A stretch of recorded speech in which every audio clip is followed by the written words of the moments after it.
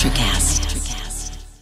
Ryan Reynolds here from Mint Mobile. With the price of just about everything going up during inflation, we thought we'd bring our prices down. So to help us, we brought in a reverse auctioneer, which is apparently a thing.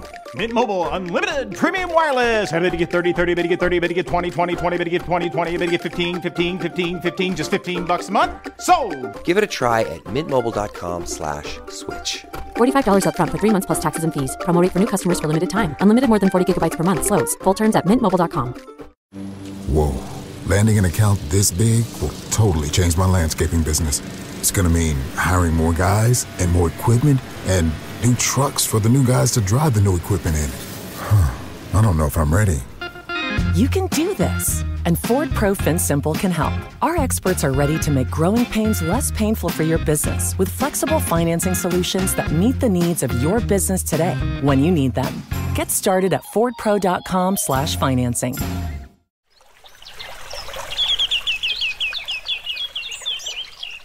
Welcome to Nature Backed Podcast, a show where we speak with entrepreneurs and investors about making the world a greener place. I'm their host, Tarmo Virki, and today my guest is Gerald J. Leonard. Welcome, Gerald. Thank you so much for having me. I'm really excited to be here. To start off, tell us a little bit about yourself. What are you doing? How do you introduce yourself in an elevator to the person you haven't met before? Sure. So I'm the CEO of a company called Turnberry Premier, and we help organizations create a more sustainable workplace with their teams and their leadership. My background is in music, as you can see from behind me, but I've also, for the last 25 plus years, done a lot of work in the project program portfolio management space and in helping companies really optimize how they use their resources. And so as I began to be introduced to the world of sustainability and ESG, and really once I really understood all the impacts of it, it really made sense to me because it all boils down to once you really know what you have to do, you then have to create a portfolio of activities and make sure that you're optimizing your costs as well as your constrained resources to get the job done and to build a more sustainable company. And I think the other thing, go ahead. So in essence, you're kind of consultancy or? Yeah, it's a consultancy, and I've done it within my own company, and I'm helping other companies with it. I've actually been doing a lot of presentations, because in the U.S., a lot of the sustainability discussions around EcoVadis are the ESG component, and one part that a lot of people are missing is the carbon-based footprint, and that requires capturing data. And so, a lot of companies I talk to, again, they get the first part of it, and they have to recycle and reuse and so on and so forth, and the social aspect. But when it comes to, well, what's your carbon footprint, and how do you plan on reducing it, I get a lot of blank stares, or I'm trying to figure, we're still in the process of figuring that out. And with the things that I've been able to do, and the work that I've done in the past, you always start with data. Right? Yeah. You start with a data-driven process, and then you make decisions based on the data. Mm. What's the kind of the first step today when, let's say, a mid-sized or the small US company reaches out to you? Where do you go for that data first? Well, first thing we do is we partner with our friends over in Paris, a company called Greenly, and they've created a really cool carbon accounting platform, right? And it reminded me again of the project portfolio work that I was doing where you capture data. So the first thing you want to do is you want to get the leadership team together, and you want to get buy-in from everyone, direction we're going, and you want to capture financial information because a lot of the carbon emissions data is going to be applied and available through the financial aspect.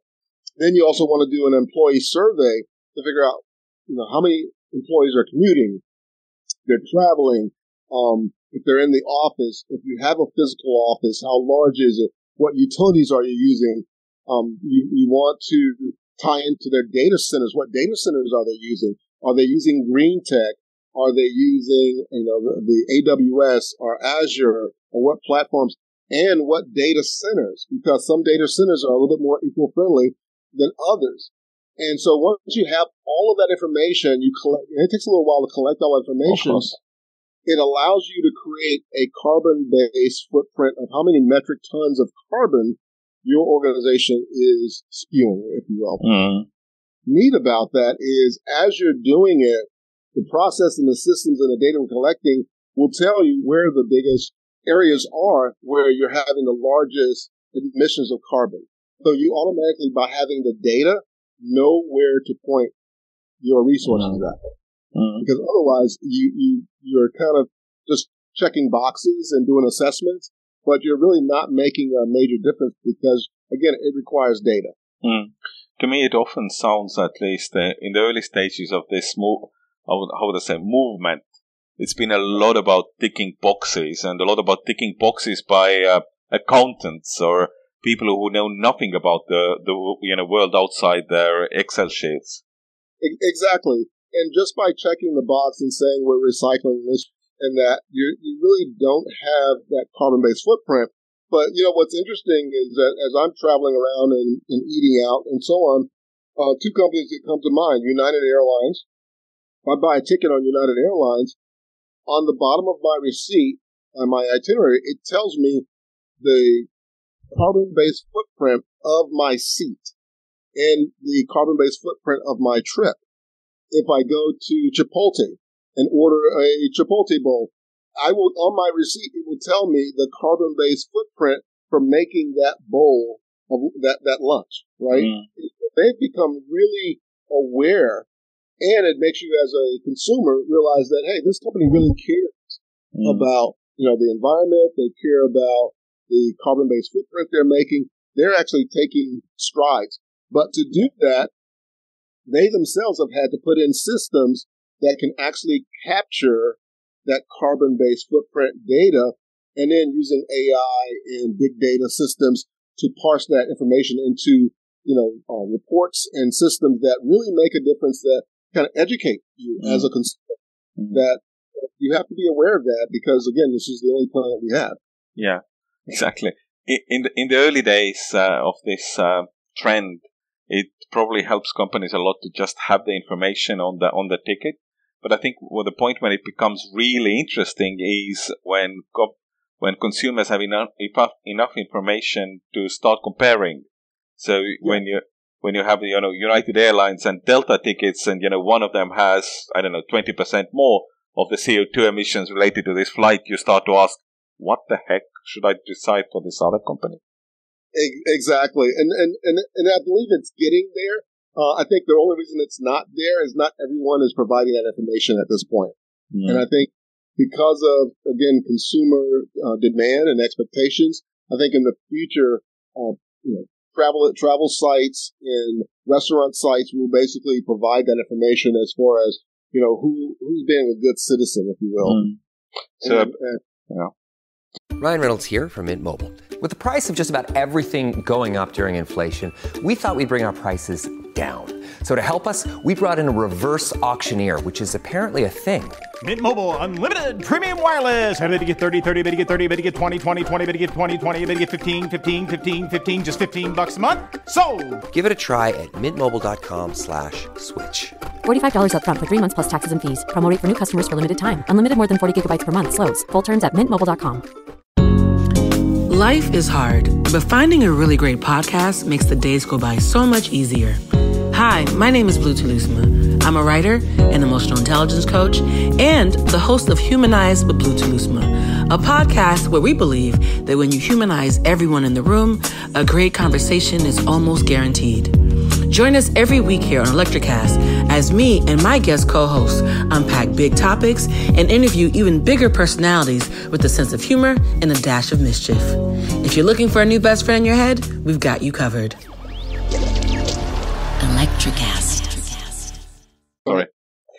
So basically a bit like price comparison websites today. Yes. And it really makes a difference because, again, for small and medium-sized companies that are looking to get into this space, it may sound really rigorous. And to some extent, to be honest, it is, right? Because if it's just checking the boxes, that's pretty easy. It's really easy to do to fill out the form. You're done. But when you're getting that rigor of the details of information that you're bringing in, it does take a little while. But I was reading something the other day that talked about that your climate strategy is your business strategy. Makes sense. Makes a lot of sense. Strategy is your business strategy, and it has to be considered as part of your overall portfolio of activity. And what really drove me to this is, again, my background in project program portfolio management. As I dug into sustainability and realized the rigor and the components of it, and then realizing that where I've helped companies with their portfolio of IT investments or business investments, this is just a sub-portfolio of your overall corporate portfolio. So once you capture that information, you have to compare it to all the other investments that you're making. And even if a company has, like, let's say Apple or Microsoft, and they have all the money in the world and they can do this, they may not have all of the resources in the world, or it may require certain, what I would call critical constrained resources. And so then you have to take into considerations concepts like the theory of constraints, where you can't do everything at one time, right? So you have to prioritize, and it's a complex prioritization. And the other part is you have to get the leadership team, the C-level suite, on the same page. And so many times what I found is that it's not the technology, it's not the systems, it's not the processes, it's the culture. And it's leadership buy-in. Once you get the culture right, and once you get leadership buy-in on the same page, then figuring out how to move forward becomes a lot easier, because everyone at that level has a different, agenda or a different mindset of where they're going with their department or within the company itself. Looking at the kind of corporate world from maybe a bit more environmentalist perspective, people often think that, the ones to blame are the shareholders, the CFOs and the people who chase the quarterly penny per share, and do not think longer term than, this quarter or next quarter, or the fiscal forecast which has issued to the shareholders, while, in 100 years the company should be still, living and breathing and growing. Right. Yeah, and that's true, but it really boils down to execution, right? Because if you have shareholder value and you have the short-term agenda of trying to meet the market demand, it really boils down to executing your strategy, and that gets down into, at the lowest level, into the projects and the programs in the portfolio and how those are being managed. And it starts from the top down as far as what the visions are, what the values are of the organization, and how do we get everyone to buy into that, so that as we're executing, we can execute flawlessly, because we're aligned and we're creating buy-in. And if you do that, that by itself will begin to drive that shareholder value and the meeting the demands of the market. And if you look at all of the amazing organizations out there, again, you can use Apple, you can use Microsoft, you can use Intel and some of the others, Tesla, companies that are really growing and have a predictable revenue stream and predictable profits and so on. They've gotten really, really good at the small things and at those minor things of and how to execute, right? They know, the leadership knows how to execute, their teams know how to execute, and they've cascaded that culture throughout the organization. And so when it comes to sustainability, it's a part of your execution strategy. And it's a part of how do you plan to, be a good citizen, consider the environment, consider societal, create the governance processes around that, but also understand where to apply those limited resources that you have and those constrained resources to make the biggest bang for the investment that you're going to make. I'll rewind a little bit. The buy-in. To get the buy-in across the company for this process. What are the key kind of sales arguments? How to get the organizations where maybe the chief sustainability officer is really, into this, but his CFO or the CTO is saying that, we have to focus on something else. Guys, relax. Well, the thing is that in any portfolio and with buy-in and with any portfolio, there has to be multiple criteria, on multiple categories, right? So one, having just one person who has a pet project is not a good way to run a business. And a lot of businesses do that, right? Yeah. Especially depends on who barks the loudest, if you will. And I love the Gartner, the Gartner process for identifying and kind of categorizing your portfolio. And that is, how are we going to transform our business? How are we going to grow our business? And how are we going to run our business? And I know we were talking about buy-in, and I'll come to that in a minute, but those categories basically are things that you actually have to do at the same time. So the Gartner process, just kind of out of the box, says 10% of your portfolio or activity should be transforming your business. What's the next iPhone, or what's the next big invention, right? Because you always got to be reinventing yourself. Otherwise, you become a commodity over time, right? But then you also have to optimize the activities that you're working on, that you've created. So in grow, you're trying to increase the revenue that those items are providing, or you're trying to decrease the expenses that those items have. And in run the business, you're basically trying to make sure we're keeping the car running, we're keeping the plane flying, and so on. So you want to keep the servers updated, you want to keep the systems running, and so on. But those three areas have to be going at the same time.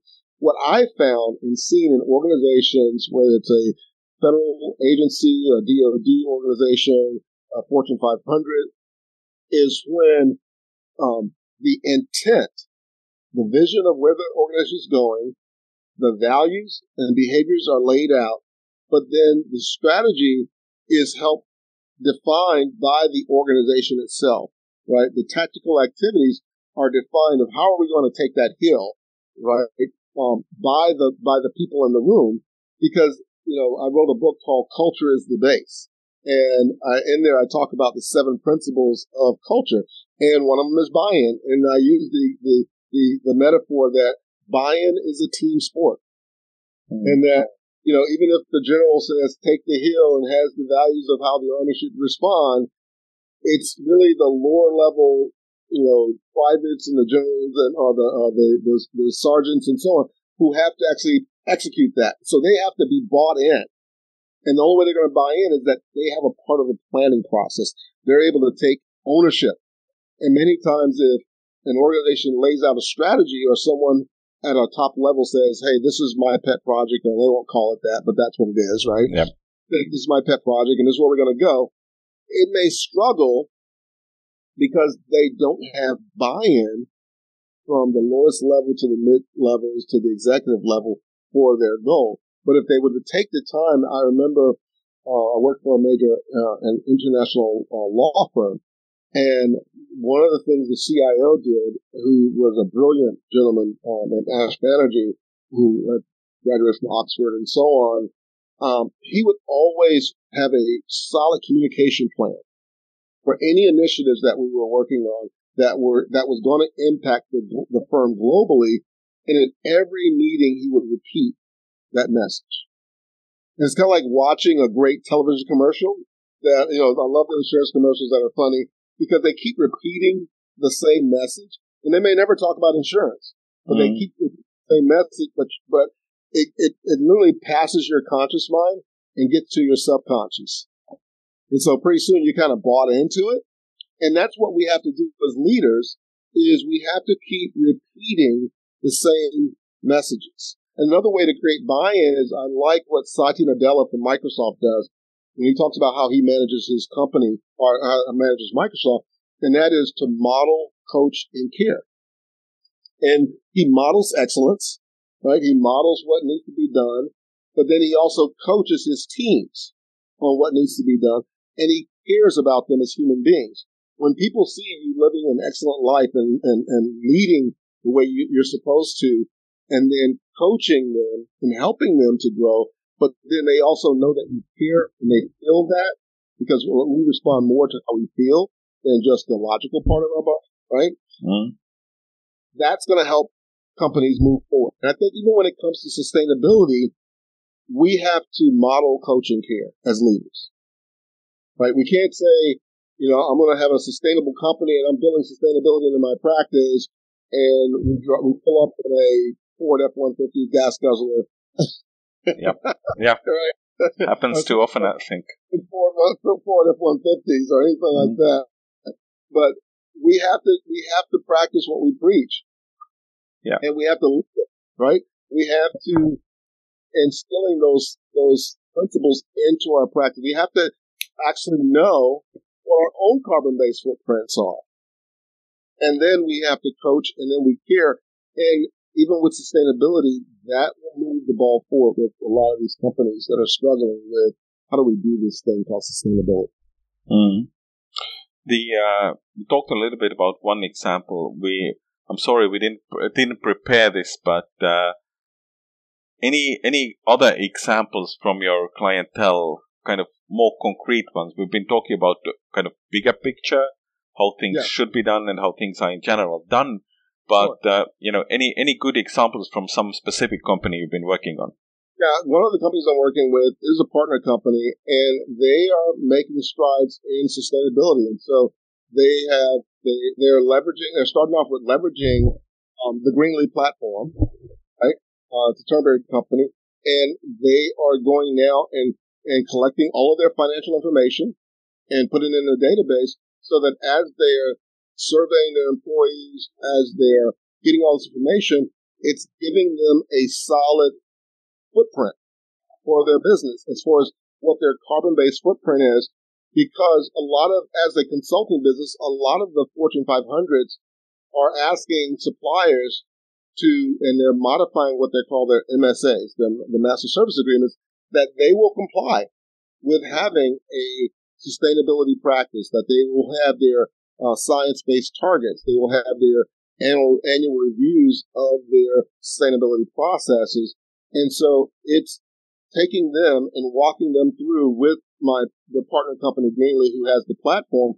But what's neat about working with Greenly as well is even as I'm growing in this area and I'm bringing my clients in, I have access to climate experts that have been around since the Paris Accord and have helped build the company and can walk us through the process. Because once you get into it, it can be a complicated process, especially when you talk about science-based targets and those initiatives and determining whether you're scope 1, scope 2, or scope 3 when it comes to your emission factors and applying all of the various categories inside of your finances to those emission factors. And those are things that we're dealing with right now and helping companies think through. How do you map those things together so at the end of the day, you end up with a greenhouse gas emissions report that lays out what your corrective actions are? Cool. Kind of going forward, how far would you say we are on this kind of sustainability road? Sometimes it feels it's kind of the road where there is the kind of the how do you say the road ends in the middle and there's just I think there's a lot of impetus from Fortune 500s. I know in the United States, for example, there's not a lot of federal regulations around it. There are some, right? But it's not a hard and fast rule that everyone has to comply with. But because Fortune 500s are global companies and they're in multiple countries, and those countries are saying, hey, you have to follow this process. You have to comply with our rules. It's not just that portion of the company that's let's say in Europe or in the UK or Estonia or somewhere else. Yeah. They have to do it for the entire corporation. Yeah. And they have to do it for their supply chain, which means any small, medium-sized consulting firms, companies, and whether it's a consulting business or whether it's a supplier of marketing services, whether it's a supplier of janitorial services, they have to also comply with those sustainability requirements and provide their information and greenhouse gas reports and so on and so forth. So the ball is picking up and spinning, right? And it's moving. But I think we're in the U.S. and probably other parts of the world as well, just in the beginning tips of the process. We're starting to see momentum around it, but I think we're still really in the beginning of the process. And I think for the S&P 500s and many of the public companies, the kind of pressure from the publicly listed shareholders in a way is actually something which is clearly having an impact on them and then making them move on this road.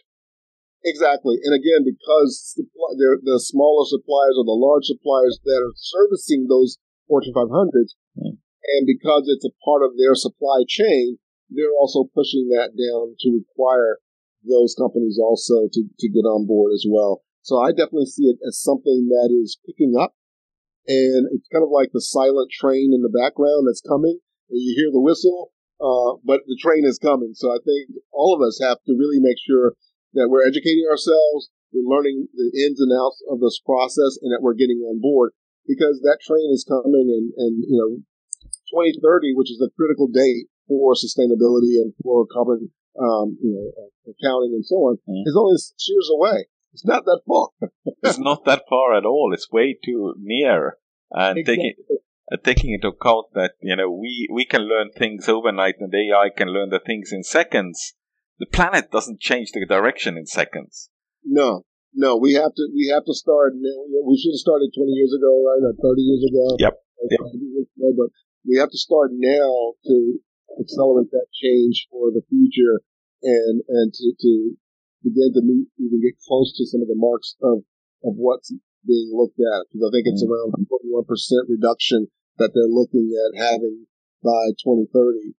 And that's a big jump for a company that, let's say, if you have mostly diesel or gasoline-driven vehicles, and you need to switch your whole fleet to an EV system or EV process. That's a big ask. But it's something that is going to be needed. Yes, and also with this switch to EV, there's massive kind of demand jump expected on the batteries, which are manufactured somewhere in China and subsidized by government, and it's kind of the kind of worms or kind of problems which kind of come from the different directions. Exactly, and the speed of it exasperates the process of getting all of those.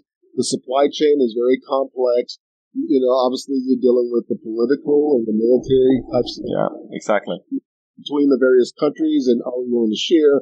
Do we have enough of the materials? Or is someone going to try to corner the market on those materials?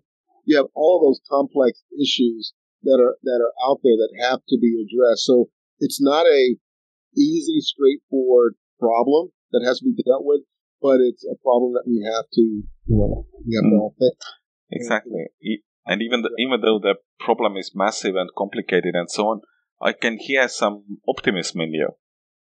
Yeah, I believe there is, because I believe that, just the Fortune 500s having to get on board and in some ways kind of force, or they're pushing the ball forward.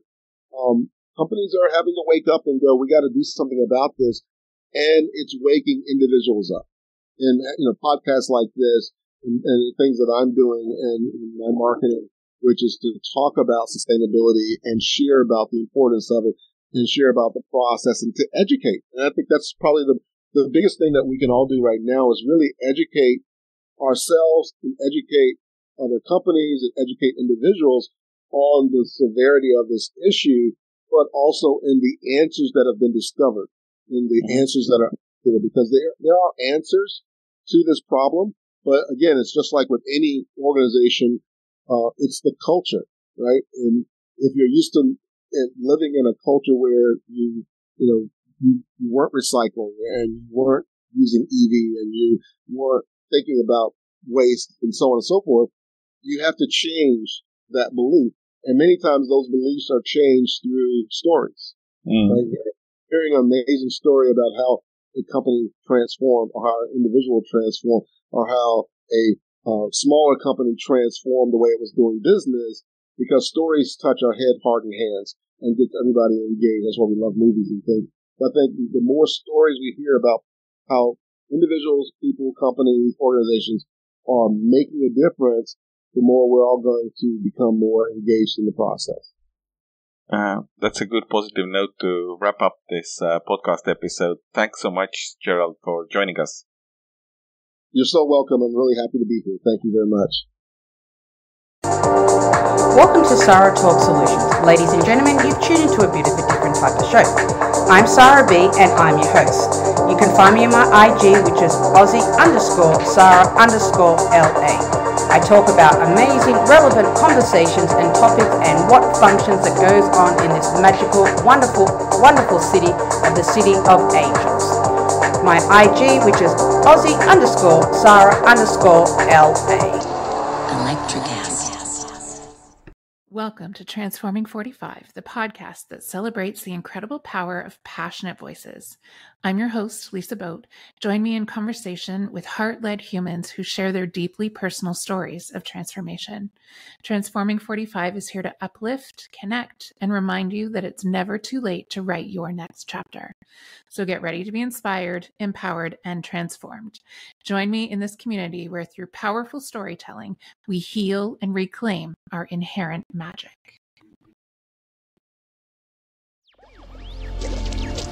Electric acid.